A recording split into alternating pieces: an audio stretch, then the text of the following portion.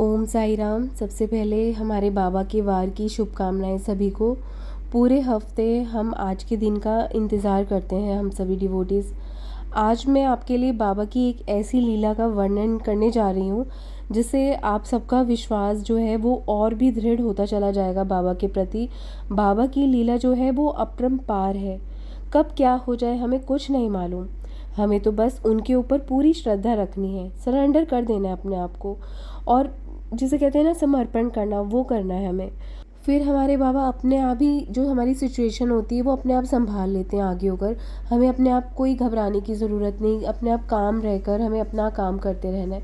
बाबा अपने आप संभाल लेते हैं।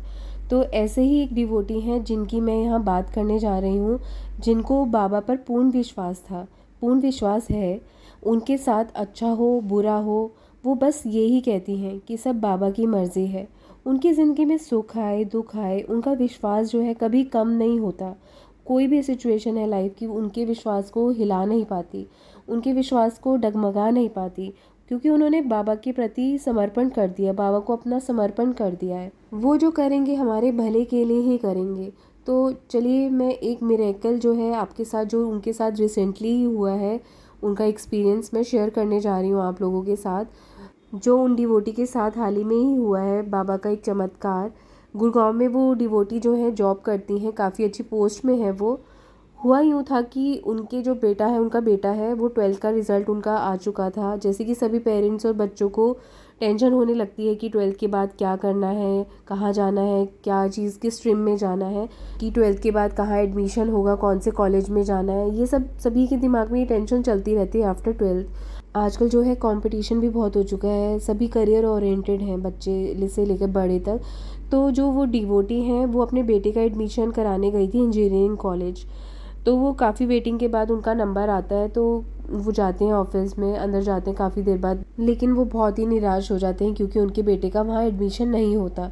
जबकि बेटे के 12th में 98% आते हैं, लेकिन फिर भी उनका एडमिशन नहीं होता। वो लोग काफ़ी डिसहार्टेंड हो जाते हैं।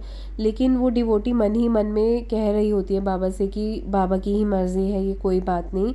तो वो लोग जैसे ही कॉलेज के बाहर निकलते हैं, उन्हें एक ब्रेसलेट मिलता है जो कि डायमंड का था।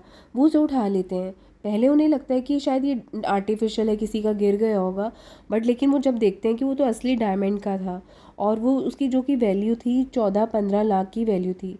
फिर भी उनके मन में कोई लालच नहीं आया। वो कॉलेज के ऑफिस में जाते हैं और वहाँ पे बोल आते हैं कि अगर किसी का कोई ऐसे ब्रेसलेट गुमा है तो वो इस नंबर पे कांटेक्ट कर ले हमें। और कोई पिक भी है जो कि उन्होंने वो पहना हुआ है कड़ा दूसरा, तो उसके साथ उसकी पिक भी उनको भेज दें एज अ प्रूफ। तो थोड़े ही दिन बाद एक मैसेज आता है कि ये ब्रेसलेट जो है इस लेडी का है, और उसका जो दूसरा ब्रेसलेट है उन्हीं के पास है, उन्होंने पहना हुआ था वो ब्रेसलेट, और वो पिक भी सेंड कर देती हैं। फिर वो लोग ब्रेसलेट उन्हें देने के लिए उनसे वहीं मिलते हैं जहाँ उन्हें वो ब्रेसलेट मिलता है, यानी कि कॉलेज के गेट के बाहर। वो ब्रेसलेट जो है उन्हें लौटा देते हैं। तो वो लेडी जिनका वो ब्रेसलेट होता है, तो वो पूछती हैं ऐसे ही कि आप लोग इस कॉलेज के आसपास क्या कर रहे थे, या उनको वो कड़ा कैसे मिला था। तो वो बताते हैं कि हमारे बेटे का यहाँ एडमिशन कराने के लिए हम मतलब कि आए थे इंजीनियरिंग कॉलेज में, लेकिन उसका एडमिशन नहीं हुआ। तो वो लेडी कहती है कि आप चिंता मत करो, मैं करा दूंगी आपके बेटे का एडमिशन। आप सभी को हैरानी हो जाएगी यहाँ पर ये जानकर कि वो जो इंजीनियरिंग कॉलेज था वो उन्हीं लेडी का था, और वो जो थी वो वहाँ की ऑनर थी। तो वो जान गए कि ये सब बाबा की ही लीला है, बाबा ही कर रहे हैं ये सब। जब उनके बेटे का एडमिशन नहीं हुआ था, अगर वो डिवोटी नेगेटिव सोचती या बाबा के प्रति उनका विश्वास डगमगा जाता, तो क्या ये सब होता? नहीं। तो ये सब विश्वास, श्रद्धा, समर्पण, बाबा की भक्ति का ही खेल है। तो बस मैं यहाँ पर यही कहूँगी, जो लोग हिम्मत हार जाते हैं अपनी ज़िंदगी से, या जिनका कोई काम पूरा नहीं होता, वो बाबा पर विश्वास करना छोड़ देते हैं, बाबा से हटकर दूसरे भगवान को मानने लगते हैं। बस मैं यही कहूँगी कि बाबा पर श्रद्धा रखिए। आज नहीं तो कल आपका कार्य पूरा ज़रूर होगा। आपकी जो इच्छा है वो पूरी अवश्य ही होगी। बाबा पर अपना समर्पण तो करिए, पहले कुछ अच्छे कार्य तो करिए, कुछ कर्म तो करिए, तभी तो आपका भी आपको फल मिलेगा। तो थोड़े अच्छे काम करिए, अच्छे कार्य करिए, किसी का दिल मत दुखाइए। अपने जीवन में कभी छल कपट मत करिए। अगर आपको लगता है कि कोई नहीं देख रहा है, तो अंदर बैठा हुआ आपके अंदर जो आपके मन में जो बैठा साईं है, वो तो आपको देख रहा है, वो तो आपको जानता है ना। तो इसलिए अच्छे कार्य करते रहिए, सच्चाई की राह में चलिए। साईं बाबा की बताए हुए कोई भी रास्ते पर आप चल लीजिए, चाहे कोई छोटा हो या बड़ा हो, कोई पुण्य का काम हो, कोई कर्म हो, कोई सच्चाई की राह हो, किसी का भला करना हो, कोई भी आप कार्य ले लीजिए, वो आप लेकिन दिल से करिए, पूरी श्रद्धा के साथ करिए।